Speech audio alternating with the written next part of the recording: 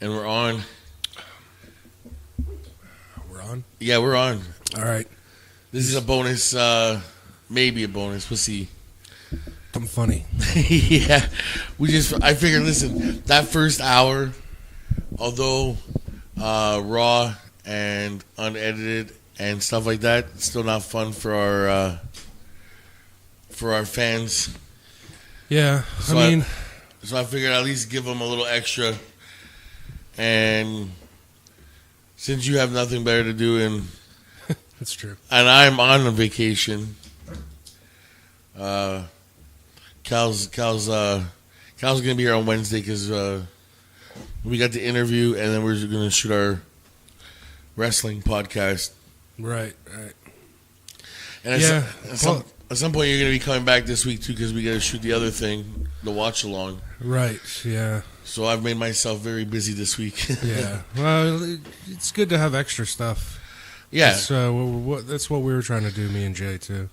So like this, I don't know. I was like, let's just come over and shoot the shit and see what happens. And if it's good enough for the third hour, then I'll put it on. If not, I'll just use the sound bites. Yeah. Yeah, politics, I mean, we talk politics sometimes on the Ultimate Gravity Show, but nothing to this end. I mean, you can talk about it for a little bit, but you got to move on a little quickly because, it is kind of dry. And I mean, 15 minutes or so, and then you just got to find something else to talk about. Cause, I think I'm going to have to put a timer in here. Yeah. Yeah, like one of those chess timers. Yeah. And you said, okay, that's it. Mm-hmm. We're done. That's it. No more politics. I don't give a fuck. Bring on the naked women. Uh-huh. Yep. Yeah, no, it's when we first started, we wanted to not talk about politics or religion, but we have talked about it a couple times maybe, but not for very long. No, so, I know, and I we got to get back to the funny. Yeah, that's what I want. I want funny. Funny or offensive in your case. Well, yeah, I mean, we were just laughing just before I hit the record button. We were talking about, like, Daddy Issues Night. Oh, yeah, the club. Yeah, that's coming up this weekend. Mm-hmm.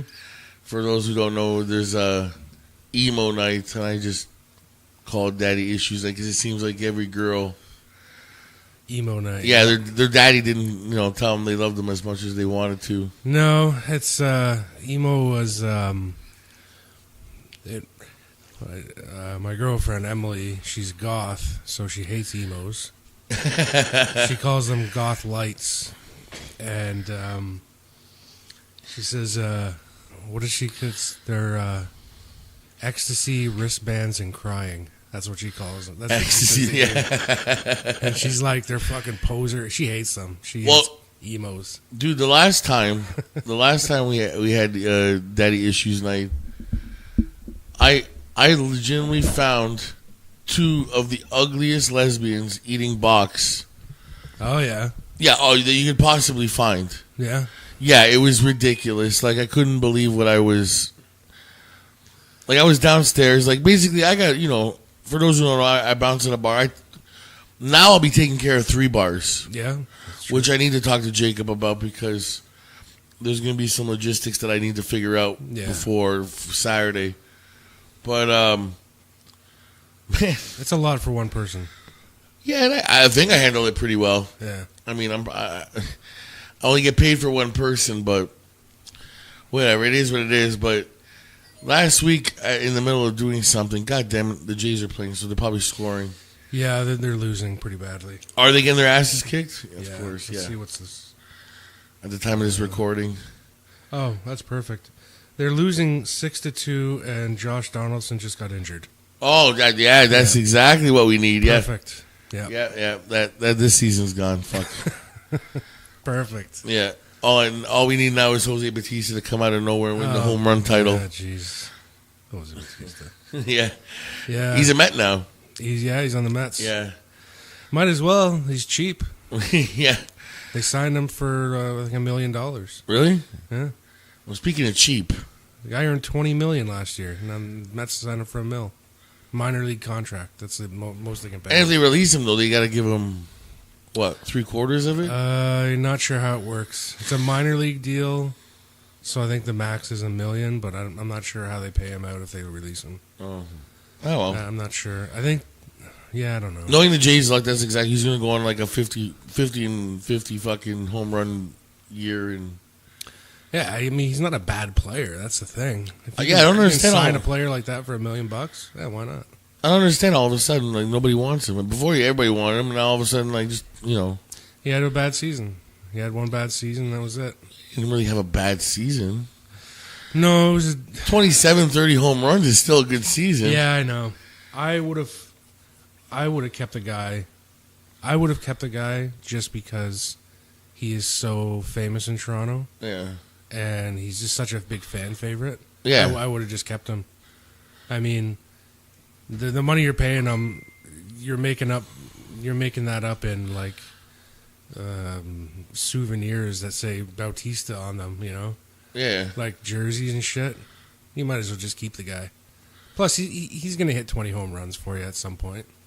Oh, yeah. At some point during the season, he's going to have 20 home runs. That's true. What was I going to say now? No,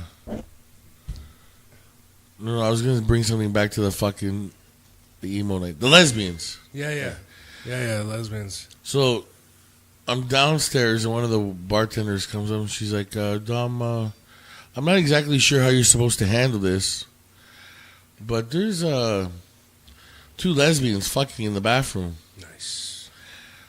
Now, see, any normal human being was, my reaction was, after shut the fuck up, was, I can't believe this is going to happen. So I walk into the bar, and I go to the manager there, or the owner, and I go to her, and I'm like, is this for real? And she's like, yeah, they're in the bathroom. So I go in there, and they're in the bathroom, and one's on her knees, and nice. As you can tell from the bottom of the stall. So I go in, and she's basically, I just I'm like, either open the door down or I'm busting it down. I've already told them that I'm a man or whatever. Yeah. I'm security there, so it's not like I'm being perverted or anything. Mm-hmm. So I open it up. One looks like a Muppet. Okay. So the reason I use a Muppet is because you know how all the Muppets have like that sliced mouth with no reaction, right? And really thin lips, if any. Yeah. That's what she had. Okay. And then the other one had enough makeup on. Like, if you'd have woke up beside her, it'd be a totally different person. Yeah. Like the next day. But the only reason why I remember the makeup was because most normal people, the makeup would fucking smear off or rub off. Okay, yeah. Now, for any wrestling fans who've seen the Ultimate Warrior fight. Yep. Okay. About 10-minute mark. Yep. His makeup would chip off. Yeah, it would start peeling. Yeah. Yep. And that was her face. Uh-huh. Her face was peeling. It wasn't rubbing off. Yikes. Yeah, so that's the lesbian experience I walked into last time. Because, I mean, if it was me, I'd walk in and they'd be like, oh, and I'd be like, proceed? Yeah. I wanted to. I'd close the door slowly and I'd be like, proceed? Yes, believe me, I would have too. I mean, without trying to lose my job, this is, Yeah, true enough. True enough. No, I never... allegedly, I would do that. Yeah. But when I walked in, they were ugly, bro. Like, it was... Yeah, when I worked at the strip club, I worked at the strip club for about 2 years. And nothing that crazy happened inside the club because... If one of the girls got caught doing that, I mean, she'd be gone, and the guy would be gone forever too. And nobody really did that, but the VIP, a lot of guys grabbing titties and all that stuff. Yeah. Which they're not allowed to do. You're supposed to just sit there with your hands at your side and just watch. But a lot of the girls would let the guys grab them and shit. Some worse than others. And you're supposed to warn them and stuff. You'd be like, okay, stop doing that. But some of the girls, they just wouldn't stop because they get bigger tips, eh? Yeah, well, of course. And the manager was like, you know what? This is getting too bad. you're going to start cutting off dances, or cutting off the VIP dances. And I was like, all right, you got it. So yeah, sure enough, you go up there, and like, dude's got he's grabbing both tits in his hands, and he's got his face buried in them, and I'm like, the girl's riding him, and I was like, no, I don't think so. You're fucking done. This is done. Get out. And of course, she's like, what? What the hell? What is going on? And the girls and the bouncers, the doormen, they get along to a certain point. But when you start affecting their money, and then they just go nuts. Yeah, then you're a piece of shit. Yeah, and then she's like, yo, you can't believe you did that. You owe me money. And then, like, the manager sees this, and he walks over. He's like, what's going on? I'm like, I cut off the dance. The guy had two handfuls of tits. His face is buried in there. And he's like, yeah, it's fine. Good. And she's like, what? He fucking cost me all kinds of money? And he's just like, you want to argue about it? You can get out. And she's like, all right, fine. They would just leave, right? They'd like go back in the dressing room. So, you know,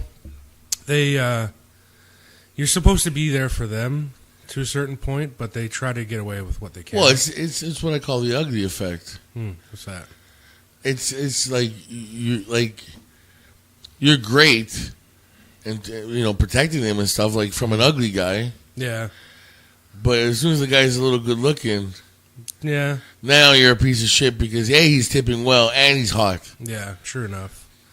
That kind of stuff happened all the time. You kind of like, a lot of the doormen would like get to know the girls and like hit on them all the time and try to take them home, and the managers hate that.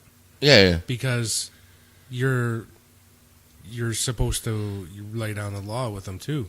Yeah, like of course. You gotta make them follow the rules as well. So the manager was like, you're talking to this girl too much. I mean, it never happened to me. And some of the girls would like try to like, curry favor and be like, hey, how you doing? And like hugging me. And I'm like, all right, that's enough. Just, I'm going to do what I got to do, right? Well, almost like the way I act when the girls hug me. Oh, yeah. Where I was like, get off of me. Yeah, like there was one girl during the day. I did a day shift there once. I did nights, Thursday, Friday, Saturday nights at the club. And manager wanted me to come and do a day shift. And I'm like, all right, no problem. Day shift, easy. Really easy. The club's not very busy. Everybody's relaxed. It's a good shift. Mostly business people. Yeah, it was pretty. It's a good shift. And there's one of the dancers in there, an older lady. I don't know. I'm gonna say like mid-30s or something like that. Biggest fake tits ever, huge. And I was like, and I know during the day, if you get a VIP dance, you need to suck as much money as possible out of that guy. Well, of course, because it's not very busy. And so when she got up there, she was just like, okay, you can grab my tits all you want. You can suck on them. You can do whatever you want. She'd actually tell the guys this. And she kept doing it. And I was like, fuck sakes. And I had to go backstage. And I was like, can I talk to you for a minute? And I was like, look, you can't keep doing this. I said, I know guys, when they see, your tits, that's it. That's all they want to do. And she said the same thing. She goes, look, it's the day shift. I got to make money somehow. Come on, this is how I do it. And I was just like, and she was wearing a top, and she pulls the top off, and she goes, you expect guys not to touch these things? And she like pushed them right in my face. I'm like, all right. Just relax there. And she's like, look at these things. I was like, yes, I see them. And I was just like, look, you can't keep doing it. I said, here's what you can do. Oh. I said, here's what you can do for me. I said, if you see me coming up into the VIP, okay, I'm going to be walking down the row. If you see me coming, push the guy's hands down to his sides and just leave them there. So when I come over, his hands aren't on your tits, his face isn't in your tits. I said, if I can't see it happen, then you're fine. And she's like, all right, deal. So that was how that worked. And yeah, that's how that worked. But did you ever beg a stripper? No. Never? No. No, I was with. You were with Emily? My girlfriend. Okay. There was. I had an opportunity, but of course I didn't do anything because I was with. I was with Emily, but. And you're not a perverted fuck like I am. Well, it's not as easy as you think. Like the doormen come in there, and that's what they think they can do. Oh, obviously. They start trying to pick them up. Well, a lot of them have boyfriends already, Or pimps. Some of them are working girls. Yeah. The college story is not usually the true story. No, there was one girl in there that was in college. That was it, just the one. Yeah, but 10 of them use the same story. 10 of them they use all kinds of different stories. Oh, I know. There was one girl from Winnipeg. She was working there, and she told all the customers she's from South Africa. And I'm like, you're not even from, what are you talking about? You're not from South Africa. She was like, yeah, I know, but, people like exotic women. I was like, you don't even have an accent. I was like, at least try to figure out an accent, right? And she's like, no, whatever, they don't care. I'm like, all right, whatever. Well, yeah, it's true. It's like, just the idea. I don't care. Lie to them, and it doesn't matter to me. Oh, dude, I used to fucking go to the strip clubs all the time. Yeah. Yeah, I got to the point where, like, they would know. Like, I never worked in one, but we frequent one. We used to go there for lunch at school. Yep. Oh, yeah, you told me that, yeah. Yeah. And then it got to the point where, like, they would know what beer we liked and had them at the tables where we sat. Yeah. Waiting for us. Yeah, knowing that we were going to come in. Yeah. Oh, fuck, I spent so much fucking money there. I think the turning point for me was the day I saw the vending machine. They had this little crane thing. Yeah. And I was just, dude, I was selling drugs. I was doing the other stuff, like with the credit cards. Mm-hmm. So I was just making money hand over fist, just, rolling in it. And as I'm getting lap dances in the VIP section, I'm just popping 20s, like left, right, and center. Yeah. I'm watching this poor guy, and he's popping like $5 at a time into this fucking machine, and the stripper's hanging off of him. Right. So this goes on for like 2 hours of him just popping fives. And this is like $5 a shot. Usually when you go to the mall or something, that crane is like, oh, sorry. It's like $1, yeah. And it's play until you win. Right, yeah. And this one is like, try once and fuck you and... Yeah. Right? So this guy's just popping fives. Like, he must have spent $300 in the hour. Oh, my God. So he finally wins his fucking toy for the woman. And she kisses him on the cheek, and then he leaves. Mm-hmm. And she goes into the back, and all of a sudden the manager comes out with the same fucking toy. Yeah. Opens it up and puts it back in. Yeah. Yeah. The strip clubs, you got to remember the women, all the strippers, they're there to make as much money as possible. Yeah, of course. That's all they care about. All the stuff they say to guys, all the things they do, it's all just to suck more money out of them. That's all they care about. Yeah, because now when I go there, they hate me because I don't even talk to them. Yeah. It's bad enough that I don't even drink, so... Yeah, I just seen some terrible... you know what? They lie. They lie all the time, and I was like, What was the weirdest thing you've seen at a strip club, though? Saw a guy getting a blowjob in the parking lot in his car. Okay, that's not really weird. I've gotten lots of blowjobs in cars in the parking lot. But since it was there... From a stripper or a guy? No. It was a guy... It was he was getting a blowjob from a girl that was in the club, like as a customer. Oh, okay. And they both disappeared, and then that was it. They were in the parking lot. He's getting a blowjob from her.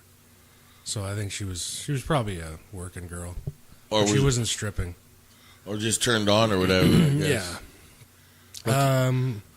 I don't know, weird stuff that happens. I mean, there's all kinds of stuff that happened in that place. Dude, one of my first experiences at a strip club I've said it on the air. What the first one was like, I actually caught my religion teacher in there. Yeah. So there was that one. But as far as the girls are concerned, I sat there and watched the girl take out literally like what seemed to be like 20 feet of string pearls out of her snatch. Mm-hmm. And I was like, what the fuck? Yeah. Oh, I mean, see, this is what I gotta get reminded of stories. I'm gonna move this thing here, but I have to get. I have a lot of stories. I just gotta get reminded of them. But I remember one time this girl was dancing. She's on her third song, so she's completely naked, and there's a bunch of guys in the perverts row there, and she started like rubbing her snatch and everything like that. Yeah. And then she looked at these guys in the front row and, like, flicked her hands at them. And her fucking pussy juice hit them in the face. And you could see it hit them because they flinch and they're like, oh, man. And they wipe their face.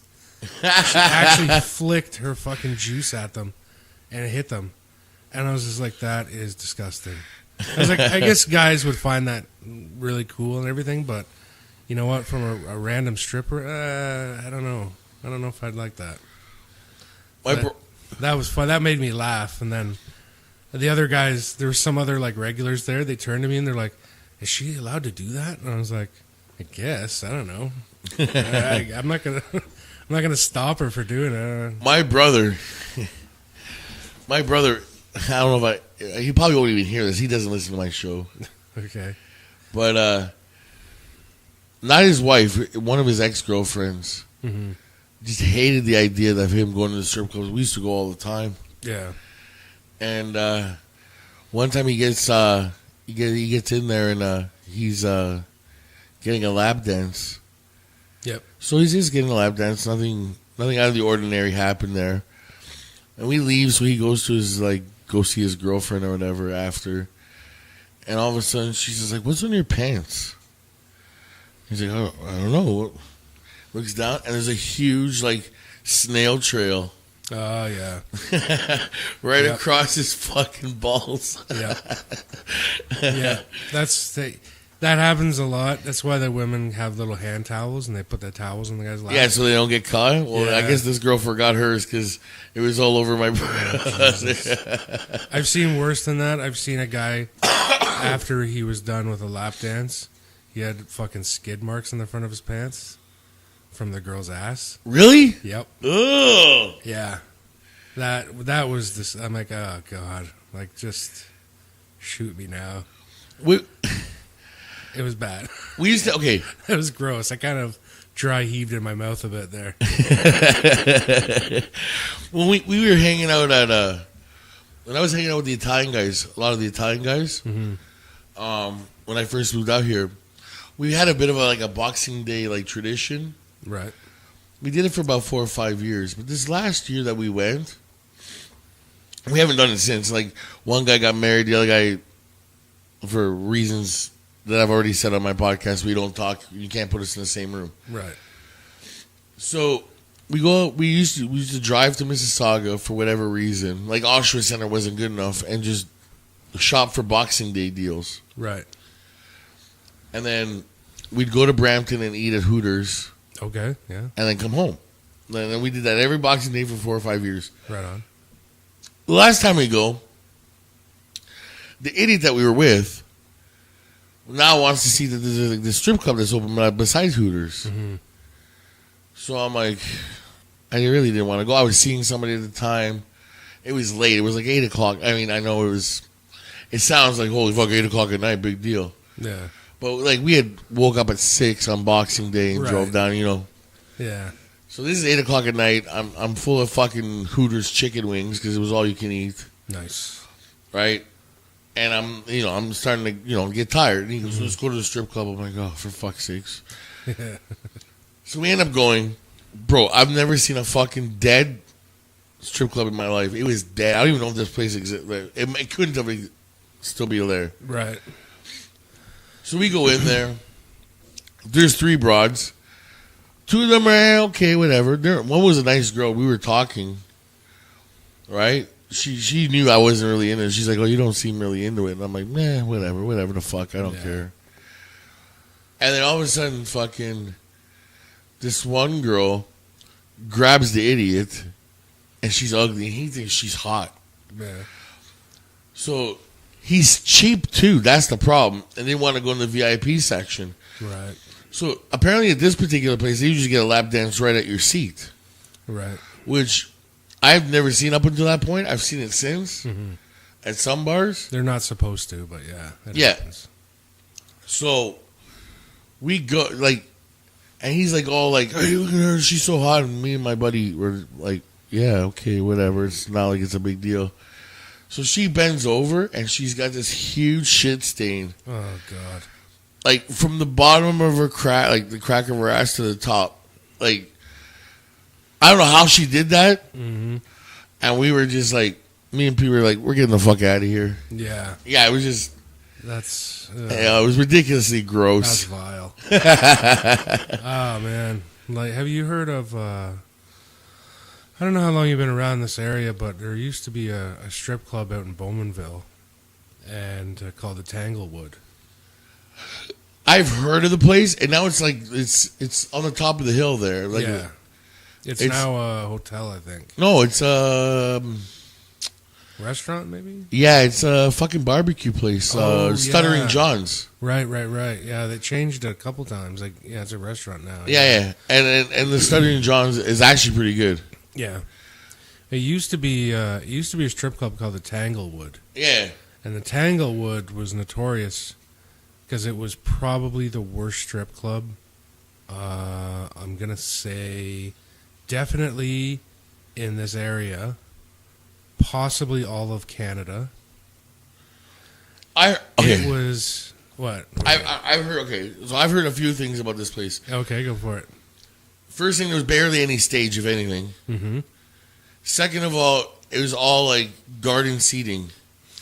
Yep, like backyard patio, plastic molded lawn chairs. Yeah, that were screwed into the ground. Correct. And there was shit. The place hadn't been cleaned in like what seemed forever. Right. And there was shit hanging from. Yeah. Okay. Yeah, that's. So you're right about the lawn furniture. The tables and chairs were the molded plastic lawn chairs. They're all white. Yeah. And even the tables were like that too. Really dirty because it was downstairs in this basement. Dirty. It was gross looking. The stage was really small, but it was an unfinished plywood stage. So you know what plywood, right? Yeah. They didn't even put anything on it. They just made it out of plywood and left it. And they fucked up because some of the plywood hung over the edge of whatever platform they were using, and so it got chipped off. So the edge of the stage was all broken and chipped. And so it had one pole, and then on the back wall of the stage there was a shelf with a tape deck on the shelf. And that was the music. That was the music. It was a little stereo with a tape deck, and the strippers would come and put their tape in there, and that's the music. They didn't have a DJ or anything. That's amazing. Yeah, it was pretty bad. And me and Steve, another friend of mine, we went there once because we wanted to see if they needed like DJs and shit like that. And we went in there, we looked around, and I was just like, we kind of looked at each other and we're just like, this is not good. And then the woman came up. She walked up to us. There was a bartender there, and she's like, "Hey guys, how you doing? What can I help you with?" And I was like, "Well, I was just wondering if you needed DJs." Me and my friend here, and I looked back at Steve. Steve was halfway up the stairs already. He just ran up the stairs, and he was out the door. And I was like, okay. So anyway, do you guys need DJs or anything? Steve was just gone. He didn't even care. He didn't want anything to do. He ran up the stairs out. And I was like, "You fucking bastard. You left me there hanging." He goes, "Dude, that was a lost cause. I knew it was." And he goes, I didn't want to talk to that woman. It was pointless. He goes, "I'm out of here and I'll never be back." I was like, "Yeah, pretty much." You know, I don't drink. Yeah. But if that place was still like around, I may have broken my sobriety just to have a beer at this place. So, I'm of the opinion that sometimes things are so bad that you want to experience them just to have that story. Yeah, that's exactly what I'm saying. Like, I didn't go there for any strippers. My brother went there to see some strippers one night. He went there with some friends of his, and he said that there was like 3 strippers that they sat through, and he says every one of them was disgusting, ugly, and just terrible. And his friends are like watching them, and he goes, "Guys, what are you doing?" He's like, "You wouldn't even look at these women on the street." Just because they're up there, he goes, they're terrible looking, they're disgusting. And he's not a big like woman's man or anything, but it's a woman getting naked on stage for guys. You gotta be good looking, and they were just awful looking. And then finally, the end of the night, they're like, "Oh, the feature! Here comes the feature!" And he goes, "Okay, feature. The features are usually really good." You would hope so, anyways. Yeah, you would hope so. So. Here comes the feature, and I'll paint you a picture. It was a really overweight black woman. She had she had covered in stretch marks on her stomach, and she was wearing a knee brace. Like the Stone Cold Steve Austin knee brace? Stone Cold Steve Austin knee brace. Shut the fuck up. That's what came up on stage. And his buddies, my brother's buddies, were like, "All right, cool, yeah, here we go." And they're like watching it. And my brother's just like, "What the fuck?" He goes, "No, this isn't." And he just left. He's like, I'm not going to watch that. He goes, "Why would anybody sit there and watch that? You watch her walking down the street, you wouldn't even give her a second look." Yeah, no, exactly. He goes, "It's disgusting." He goes, "You can take any average bartender from around Oshawa and put her on stage, and it'd be like 100 times better." My 2 worst experiences in at the strip clubs were because of we're in Durham. Yeah. The first one was like I had met a few people. I came here. I grabbed a job. I needed to get a job at part of my parole type of thing, whatever. Right.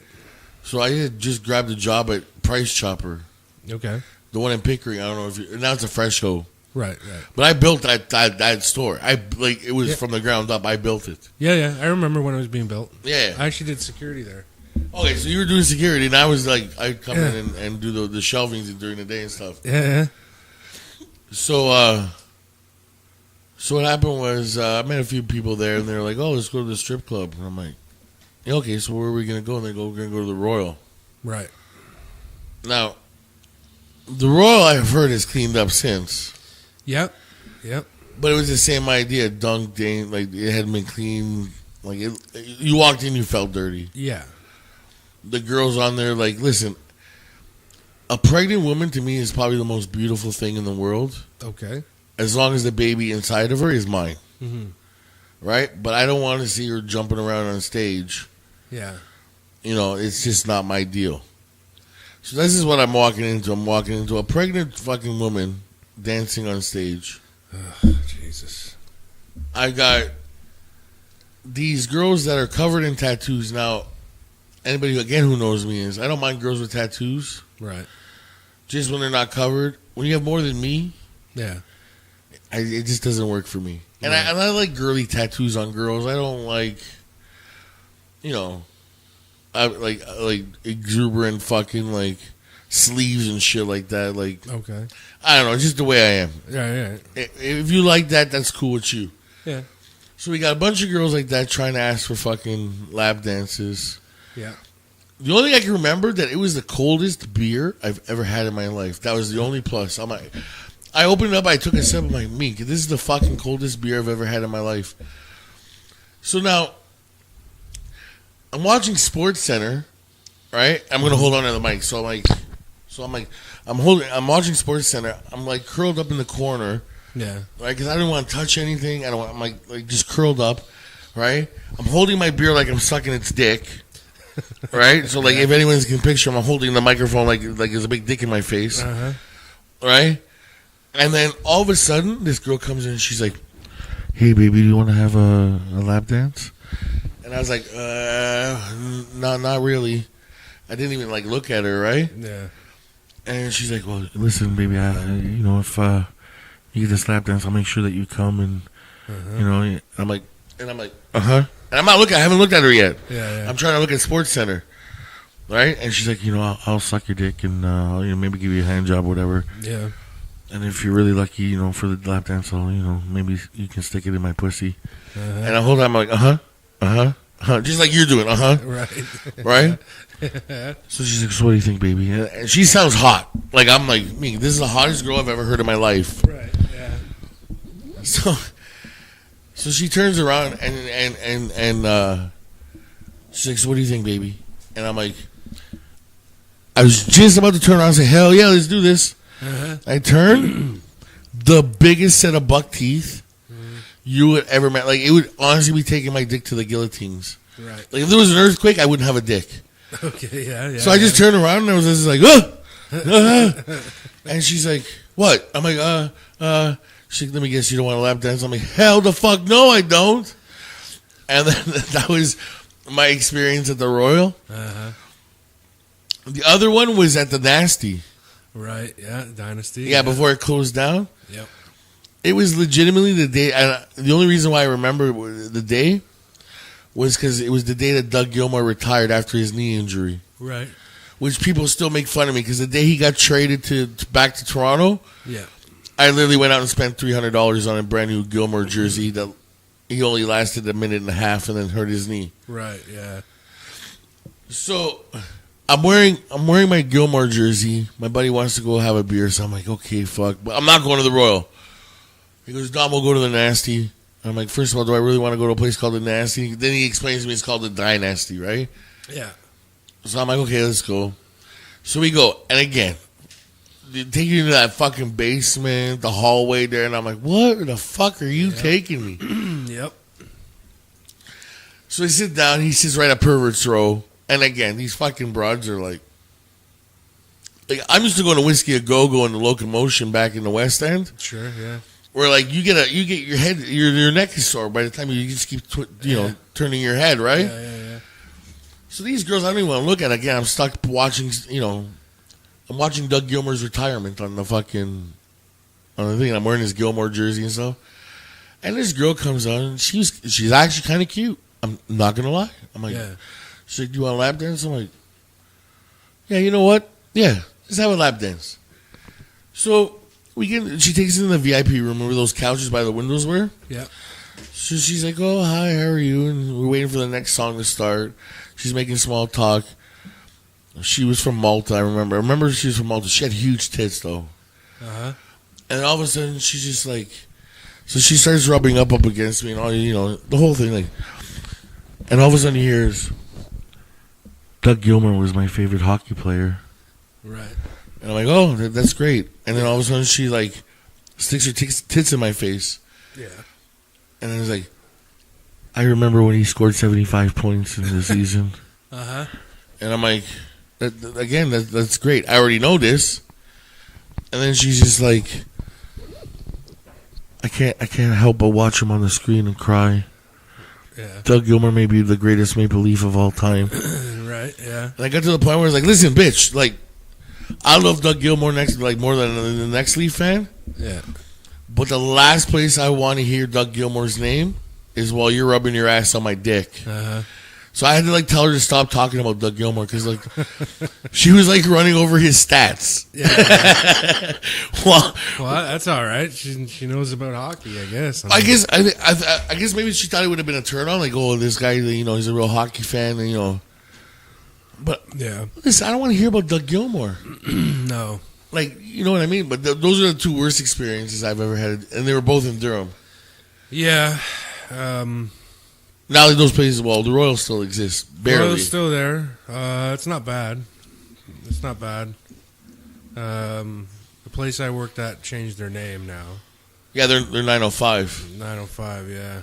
They used to be the Palace. Yeah, and now they also have the Cabana thing upstairs. Oh, do they? Yeah. Yeah, apparently it's really nice. I haven't gone. I'm not a cabana type of person. I don't know.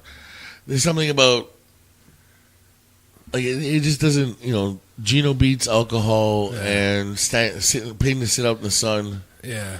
No, I just I knew my time was up at the Palace when like the owner had some friends that would come in there and we don't charge them cover. And there was one guy that came in who was a friend of the owner, but he caused a lot of trouble one night. Like he threatened a customer and all that shit. And the manager was like, "No, you don't kick out the owner's friends." He goes, "Tell me about it. I'll talk to them." And I'm so like, "All right, cool." So he caused a lot of trouble, and like, "Dude, you gotta calm down." He's like, "What? No way! Fuck this! This guy owes this girl money." And I was like, "Oh, Jesus." So I grabbed the manager and I was like, "You got to take care of him over there." And he's like, "Okay, fine." And they took care of it, and they were like, they got the guy out, and they're like, "You can't come back here," and all that shit. So the owner comes up to me and he's just like, he goes, "Yeah." So he goes, "That guy's banned. I just banned him. I don't want him here. He's a friend of mine, but he's gonna cause trouble." And I'm like, "Oh, okay, cool." He goes, "Yeah, if he ever comes back again, feel free to take him out back and beat the shit out of him." I was like, "What? What are you talking about?" He goes, "Yeah, you know what? If he comes in and he gives you shit about not being able to come in, he's like, just beat the shit out of him." And I was like, "That's not my job, dude. I'm not some hired thug, right?" I was like, "I just work the door here. I'm not gonna beat the shit out of people." But that's the thing, though. Some owners they think you're hired thugs. I've been to bars where like I've talked people out, talk people out. Yeah. And then all of a sudden they're like, "Why didn't you hit him?" Yeah. Because I didn't need to fucking hit him. I don't want to hit the guy. Yeah. But anyways, that was it. And I knew at that point my time was done there, and I was like, I'm not going to do this anymore. This is the level of bullshit has reached the top for me, and I was like, I'm done. I'm done here. I went back to doing labor disputes, right? Doing private investigation work. And having sex with Indians. I didn't have sex with the Indians, but yes. The greatest story ever. Yeah. But, yeah, I mean, I'd kick people out of there forcefully, but when it comes to, like throwing down and having a fight, it never really happened. There was a time that there was one night that I almost did. There was these two black guys in there, pretty built, and they started causing a lot of trouble. And I was like, "Are you the only bouncer?" No, Thursday, Friday, Saturday. There's two. Oh fuck! Yeah, and but I did. I was on a Wednesday for some reason, and there's these two black guys in there, real built. I'm not saying black guys cause a lot of trouble in there, but just happen to be two black guys. Just painting you a picture, but yeah, pretty big guys, right? And they were causing trouble, and I'm like, "You guys, you got to leave. You got to get out of here." And because the manager was like, "You got to kick these guys out." And I'm like, "All right, great, right?" It's 2 against 1, so I'm like, "You guys got to leave." And they're like, "What? What the fuck, man?" And I'm like, "Look, you guys are hammered. You're doing this and that." And I'm like, "You can't be in here anymore." And they're like, "No way, this is bullshit." And I was like, "Look," I was like, "Come with me. We'll talk about it." I was like, "Follow me, man. Let's talk about this. Let's see what we can work out." And they're like, "Okay, fine." So I walked with them to the front doors, and the way it is laid out is there's the front doors to the outside, and then there's a big vestibule. And then there's a second set of doors. In that vestibule is where you pay your cover charge and coat check. And the coat check, yeah. So it's a big area, right? And I pulled him out, and I walked into the vestibule. I'm like, "Come here, it's quiet over here." And I walked into the vestibule, and I was like, I stood between the door to the club and them, and I was like, "All right, guys, you're gone. You're done. Get out of here." And they're just like, "What the fuck?" Because I tricked them into coming to the door, eh? And they're like, "Oh, fucking way, man. We're going back in." I was like, "No, you're not." And it was right at the end of the night, and the manager came down, and he was behind the coat check, and they were yelling at him. They were like, "Well, I'm going to kick your ass. I'm going to fucking do this." And I brought the DJ down because I knew the DJ, and I was like, "Steve, just stand here." Sorry, just checking my phone. But I was like, "Steve, I'm like, these guys might be a problem." And he comes down, he's like, "Holy fuck, these guys are huge, man. What the hell?" And I'm like, yeah, relax, man. They're hammered. They're like drunk out of their minds. One guy's eyes didn't even look the same way. Like he's like a chameleon. He was fucking looking two different directions. Oh, so like one was looking at you, one was looking for you? Oh yeah. They were sweating bullets, hammered, absolutely hammered out of their minds. And I was like, "Steve, don't worry about it. These guys are fucking hammered out of their minds. You could blow them over." And I said, "Don't even worry about it, dude." And he's like, "Okay." I'm like, "Just stand here. Just stand here with me." He's like, "All right, fine." And, they were threatening us. They were threatening us and all that shit. But what I did was I kept getting closer and closer to them. And they would be like, "Yo, man, fucking back up, man." And they would back up until they backed up right out the door and outside. Oh, just outside or whatever? Yeah. And Steve was like, "Holy fuck, man, I can't believe it. I thought we were going to have to throw down with those guys." And I was like, "Don't even worry about it, dude." And I was like, if it happened, they were just big stumbling messes. Well, you can tell if they want to fight or not, because if they keep coming to your face, then they want to fight. Yeah. If they keep moving backwards, they're not really looking for a fight. There's more bark than the bite. Yeah. So, I mean, anything that kind of would have happened turned into a fight never really happened. I know there was a guy in there that he claimed he was the stripper's, one of the stripper's boyfriends, and she came out of the back, and I was in the bar. He was standing at the door. I was in the bar, like walking around, and she came out the back, and she's like, "Oh, hi, so and so," and he fucking grabbed her and started slapping her and shit. And I was like, "Fuck!" And I ran and scooped him right off her and pinned him against the wall, and I was just like, "What the fuck you doing, dude?" And he's like, "What? This fucking bitch is, this and that. She's doing this." And I was like, "You're fucking gone, man. Don't come back here anymore." And I looked behind me, and there was like other guys that were like friends of the stripper, and they're all standing behind me like fucking eyeballing this guy, and they're like, "What the fuck? This guy's dead." And I was just like, I grabbed him, and I was like, "Come with me." And I just grabbed him and threw him out the door. And I was like, "Don't come back, man. Just run away." And like, there's like two other guys in there. They're like, "This guy's fucking dead," and they like ran outside after him. And I was just like, "Whatever, man. I'm done with this guy." That happened to me at the Mustache Club. I tell so many stories. Sometimes I forget. But like, again, I'm the lone bouncer there, so there's like these three guys. They're pretty big, but the place is packed. I forget what night it was. The place is pretty packed. Yeah. But thank God I work in a place where like 95% of the clientele there are there every night. Yeah, like, everybody knows you. Yeah, and they're like, but they treat the place like they're hell. It's the 5% that I have problems with. True. Yeah. And crackheads and miscellaneous and shit like that. Quick aside, I was talking with Emily about this the other day. Sorry, this is how I get off on tangents. No, go ahead, bro. And I end up educating my girlfriend on things, because there's something called a Pareto distribution.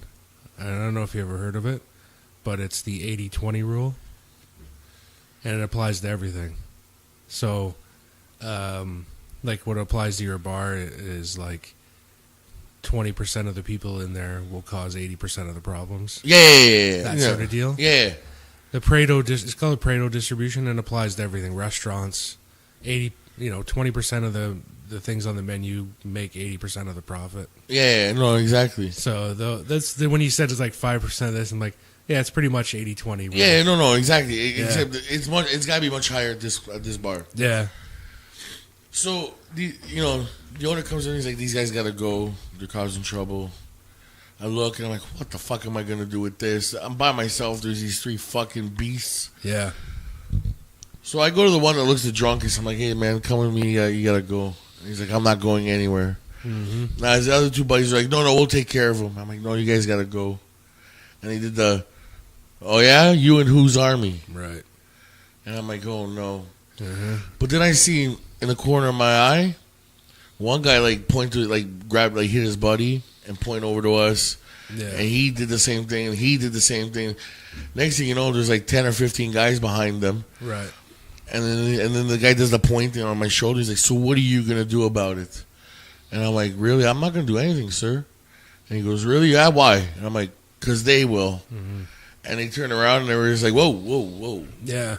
Okay, we'll get out of here. Yeah, I've been in that situation a couple times, and it's it's tough. I mean, I kicked out. The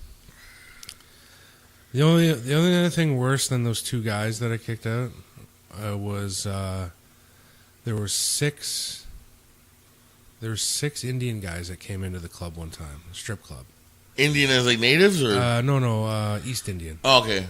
And they were drunk. They were drunk. They weren't drunk already when they came in, but they got drunk when they were in there, and they weren't behaving well at all. They were like insulting the girls, and they're grabbing them and shit like that. Yeah. One guy pulled out his phone and started like taking pictures and videotaping the girl on stage, which is a big no-no. No, exactly. You can't do that. You get kicked out immediately for that, and so the manager was like, "All right, you know what? I'm sick of these guys. Get them all out of here." And I was like, "Oh, great." It was me and another doorman on, so I was like, "All right, there's 6 guys," and so what we did was we kicked them all out in pairs. So 2 guys were like walking around the bar, and we walked up to them. We're like, "Okay, guys, you gotta go," and we just scooped them up. And we're like pushed them out the door.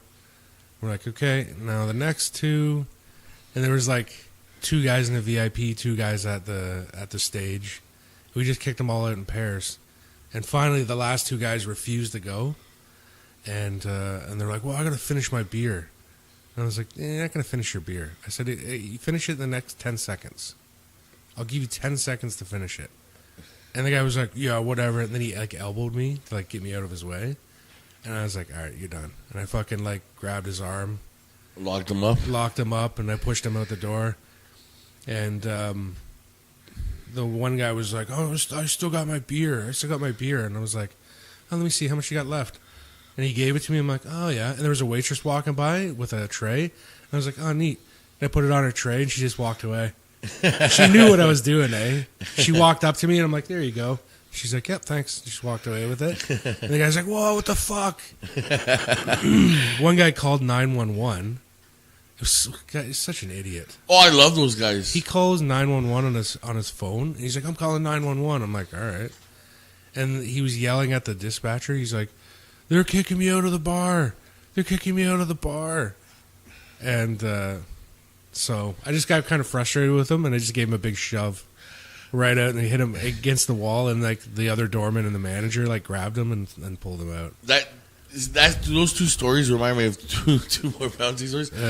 This one is by far the funniest takeout I've ever had. This is like probably near the beginning of my 20 years. Yeah, and like when I started, I was full of piss and vinegar, dude. Like, yeah, you probably get out before you told me to shut up, and I'd slap you in the face. Yeah. And I know we're coming close to you got to go soon, so I'll just finish these. That's all right. We got time.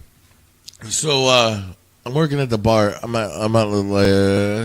pretty sure it was La Scratch, because a lot of places now are like, it's been a blur.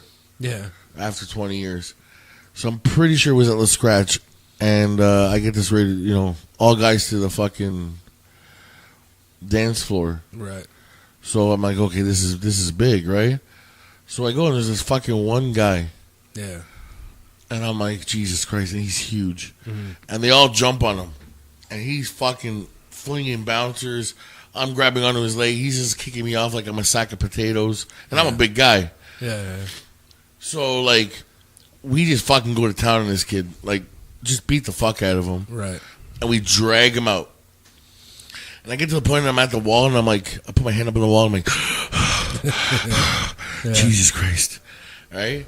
All of a sudden, you hear like, I'm going to fucking kill everybody. And he gets back up, and we're like, holy fuck. Now, we're at the exit now. Yeah. So then we just fucking, he's going to town on everybody, so we just fucking beat him down again. Mm-hmm.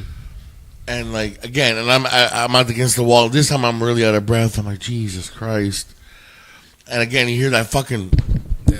and it's like, I'm going to fucking kill everybody. Yeah. Yeah. And they were just like, dude, it got to the point where, like, you know those stop signs with that big cement block? Right. One of the bouncers grabbed that Yeah. and hit him with it. Right. Right? Which might sound like bullshit, but believe me, it happened. Yeah. And literally, like, finally the ambulance came. They put him in. The cops came. They, you know what happened? We're like, this guy won't stop. We don't know what the fuck he's on. Yeah. Right? So, all of a sudden, like, again, you know, the cops are there and everything's cool. And we're okay. He's in the ambulance. They close the door. Dude, honestly, I thought it was like in a wrestling scene. All of a sudden, the fucking doors open up. Right? Yeah. And the fucking EMT guy comes flying out of the thing. Yeah. And the guy comes, he got the intravenous still in his arm, and he's my pulling God. them out, and he's like, I'm gonna fucking kill everybody. Jesus. We close the fucking door, we're holding on for dear life while they're fucking tasering the fucking Oh guy. my God. Yeah. Jesus. Like, Yeah. I'd never seen anything like that. Yeah, I there's a lot of, I think my worst stories are from nightclubs. Honestly, the strip club was like a million times better than any nightclub I ever bounced at. It was so much quieter, so much nicer. What, the strip club? Yeah. Oh, the strip club was way better. I mean, my worst experiences were at nightclubs. When my friend opened up their nightclub, Yeah, you were telling me about that. that was a mess. Every Saturday night, it was a huge brawl. Oh, yeah. I hated it. That was just nonsense. It was funny. When I was younger, it used to be fun. They would call in the cops, the SWAT team. It's like every single time. Every Saturday. It was terrible. Yeah, but see, that's the thing, though. When I was younger, it was fun. Yeah, I guess it was fun to a certain degree. Yeah, it was a lot of fun. And then, but now it got to the point where, like, I'm at that age now. First of all, like I've said it before, I'm ready to retire. But like, it's at the point now where, like, I go up to someone like, okay, bro, it's time for you to go, and he's just like, make me. Yeah. And I'm like, oh, come on, man. Yeah. Like, really, like, there's this,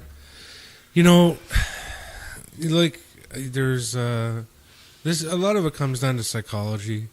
When it comes to, like, you're kicking somebody out, there's two things you're thinking about when it comes to, like, somebody like me or you. Like, I'm a really big guy. You're a big guy too. When you're gonna kick somebody out, they want to prove themselves, right? They look at you and go, "Oh, this guy's not so big." especially if they're smaller. Yeah, and I can't tell you how many times somebody said to me, "Oh, you're not so tough. All I have to do is like kick you in the knees, and I can move faster than you can." Yeah. And I was just like, "Dude, I don't even. What are we talking about? Are you talking about fighting me? I just met you. You know what I mean?" Everybody wants to prove themselves against like a big guy. Like, you find the biggest guy and they go, "Oh, he's not so big. He's not so tough. He's not so big." And I found a lot of the confrontations I get into are just that, where they look you up and down and go, "Yeah, right. Make me. Yeah. You're not so tough." Yeah, who the fuck are you? As they're walking backwards, they get tougher when they walk backwards from you. I had some guy saying that he's gonna kick my ass. And he's telling his friends, he's like, "I'm going to kick this fucking guy's ass. He's nothing." And then he, like, walks up to me. I'm like, "Okay, so you're going to kick my ass?" And he's like, "Yeah, but it turns out your friend and my friend know each other, so I'm not going to do anything now." And I was like, "You weren't going to do anything anyway. You are a fucking coward." And he's like, "Oh, whatever, man. Whatever. Okay, whatever." Yeah, it's all good, bro. We're just, So there's always somebody that wants to test themselves against There's you. that and the lawyer. Did you ever get the lawyer? No, I haven't. That one irritates me to no end. Like I'll stop right in the middle, like where it's like there's a group of them. Now during the week he probably just tosses fries at McDonald's. Yeah. But on the weekend he becomes super lawyer. And he knows all your rights. Street lawyer, yeah, he knows your rights and this and that and like so you try to kick out his buddy. He's like, well, legally you can't do that. I think I'm playing footsies with you. I know. Both of us are stretching our legs out. But it's like they're like you can't kick my friend out, blah blah blah, and you're just like, listen, hold on, time out. Yeah. A, I'm kicking him out. I don't care. I don't have to disclose nothing to you. Right. B, you're a lawyer. Like if you think you're a lawyer, go fuck yourself. He doesn't need a lawyer because there's I'm just judge, jury, and executioner, and he's guilty and he's leaving. Yeah. You know what I mean? So like, just go argue with somebody else. You're not gonna fucking deal with me. Yeah. Yeah. The other what was I gonna say? What do you think about it? There's also the one where you have like 100 girlfriends in the fucking bar. That one is I like because there's always that one creepy guy. Yeah. Right? Who always like tries to fucking creep out the girls or whatever. Right. Yeah. Now, especially at the Mustache Club, I have all the a lot of our regular girls that come in, and they know I take care of them. I make them top priority always. The girls are Yeah. But I've got them saying like that's my boyfriend. I don't think you want me to you want to mess around. So he'll go around and start hitting on girls. Yeah. Right? And you can see where the girl just point and go, that's my boyfriend. So he'll go to the next girlfriend. Yeah. Like the next girl should be like, that's my boyfriend. And he'll go to the next, that's my boyfriend. So he either thinks I'm a fucking slut. Yeah. And that nobody knows like anything. Or I've got like Thor's hammer. Mm-hmm. And like nobody gives a shit. Yeah. Yeah, the street lawyer is an interesting one. The other thing when it comes to like psychology, and I talk to Emily about this all the time, is she'll get in arguments with people. She manages the gas station, right? Yeah, everybody doesn't know, and she'll get in arguments with customers. Like a customer will come in and be like, "Oh, this lottery, I didn't get paid out the right amount for lottery, and this and that," and then the person, the cashier or whatever's working, she'll be like, "No, you did actually," and she'll add it up and show the guy, and the guy would be like, the pause, he'd be like, "Yeah, well, no, I don't think so, no," and I'm like, look, it happens all the time. It happened at the bar when you say you got to kick people out, and they refuse to leave. All these people want is some kind of win. Like when the guy, the pause is he knows he's wrong. Yeah. Where they go, what? Oh, well, that's not right because of this. And I'm like, now you know you're wrong. Now all you're doing is looking for some kind of win. Like you need me to say you're right about something. Yeah. You need some kind of win, right? And I found that's a lot of the thing at the bar was, you guys are gone, get out of here. And they'd be like, what? I'm like, you're drunk, you're hammered. No, you're not. No, I'm not drunk. No, I'm not drunk. I had a guy who kicked him out, and then he came back in, and I was like, what are you doing back here? He goes, well, I just had a coffee and an everything bagel, so I'm fine now. I was like, no, you're not. I said, I kicked you out already. Get out of here. He's like, no, I'm not leaving. I'm fine. And I was like, oh, here we go. The guy just wanted, he did it all because he wanted some kind of win. Yeah. Like maybe I wasn't going to let him, maybe he thought I wasn't going to let him stay, but he wanted some kind of win where he comes back in and he finished the party, yeah. He proves something to me. You know what I mean? And I was like, dude, you're not going to win. That's it. You're done. He's like, I'm not fucking leaving. I'm not going in. I was like, it's over, man. It's over. Don't even bother. And that kind of thing happens all the time. You got to watch for that, where people will argue with you, even though they know they're wrong, just because they need some kind of win. And it happens all the time to me. And I haven't yet figured out how to avoid that completely. Well, if we could do that, then we wouldn't be recording this extra hour for the show because but Will Yeah, a lot. I love Will. And those are the two psychological things that I found happened a lot when I was bouncing, and it happens a lot in normal life too. So, I mean, a lot of it is psychological. You got to learn how to deal with them, right? Yeah, no, exactly. But and that's what you said. Brought back to what you said before. It's not all about cracking heads and throwing people out the door. No, not anymore. Not in the older. As I get older, I realize, okay, I'm pretty good at fucking talking them off the ledge. Yeah. I mean, I can still, thank God, go. I can still go if I have to. Just takes a little while for the engine to heat up. Like a good example of a guy needing a win and getting it is so I use the gas station example. The guy comes in, he says, the price on your sign is different from the price at your pumps. And you go, oh shit, the sign didn't change properly. And so you look up the two prices, and the price difference is like 0.5 cents. And you go, look, it's 0.5 cents difference. Yeah, well, it's still different. I should get a discount. And you go, okay, let's look up how much you pumped. You pumped 20 liters or whatever, $20 worth. And we're going to add that up. Okay, that's 10 cents. So you just go, and there you go, here's your dime. The guy goes, yeah, thanks. And then takes the dime and walks out. That is the guy getting some sort of win. Like, I told them I got my nickel, I got my dime, or I got my nickel. I've seen a guy take a nickel where Emily was like, she adds that up and she goes, I owe you 5 cents. And he goes, okay, that's fine. And she goes, all right. Gives him a nickel and he goes, thank you very much. And he walks out. And I'm like, that's a perfect example of a guy who just needed a win. Just needed a win. That's he couldn't leave without getting something. His whole fucking day was probably just people just fucking shitting all over him. Yeah. That he just needed that win to make his fucking existence. Yeah. He needed something. He wasn't going to leave without something. You know what I mean? And that shit happens all the time. It's one of those things. I mean, I look up psychological things all the time. It's fascinating the way people think. Dude, I do it too, man. It's not like it's just you. Yeah. Well, it happens to everybody, right? I'm just like, it is what it is. Yeah.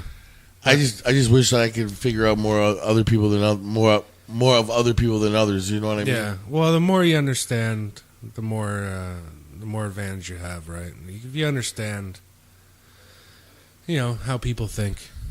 Yeah. Well,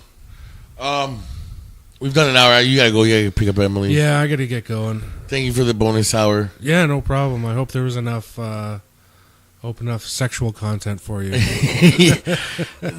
That's what we're lacking in this fucking show. Jesus Christ. I've been meaning to put fucking ads up on the fucking Kijijis to see if we can get girls just to come in like adult. Yeah. Yeah, I mean, listen, I want to be Howard Stern of the North. I know. That's my goal. That's exactly what I want. I know. We'll work on it. Yeah, exactly. We're working on it. But thank you for coming. I don't know. Maybe you busy tomorrow? I don't think so. No. I mean, we can do. I can call Johnny Stugotz. We got to debut him. Johnny Stugotz. We got to figure out something with him, and then I think Cal will be around. So I mean, like I said, I just want to pump out fucking content all week. I'm sick and tired of just. Oh yeah, we can do extra content. Yeah, that's all good. Okay, so anyways, I hope you guys like this extra hour. Sorry for the first hour. Will, I fucking hate your guts. No, I don't. I'm kidding. I listen.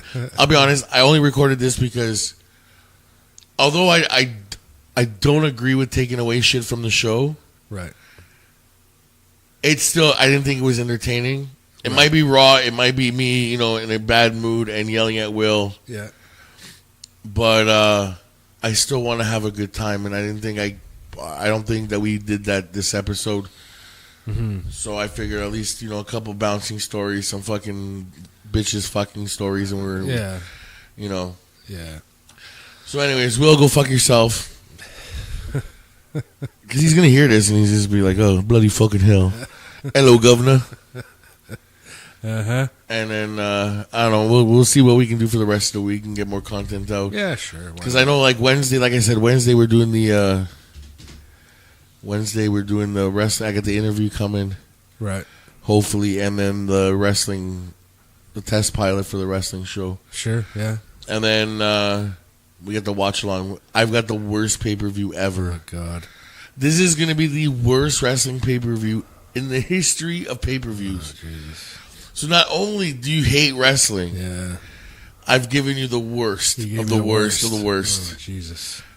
And you know all the content I've watched over the years. Yeah. If I can peg off the worst, you know it's bad. Where like I don't even want to watch it. Jesus, I'm gonna be suffering. You might just have to pick a few matches. I don't know if I could take a whole pay-per-view. Well, the whole pay-per-view is only like 2.5 hours. Oh, only? Yeah. Anyways, look out for the watch along, and I'll be coming out. Thank you very much, Scott. I appreciate it. No problem, man. Now I can have a 3-hour show. Anyways, I'll talk to you guys later. Have a good day. Bye. We'll see everybody.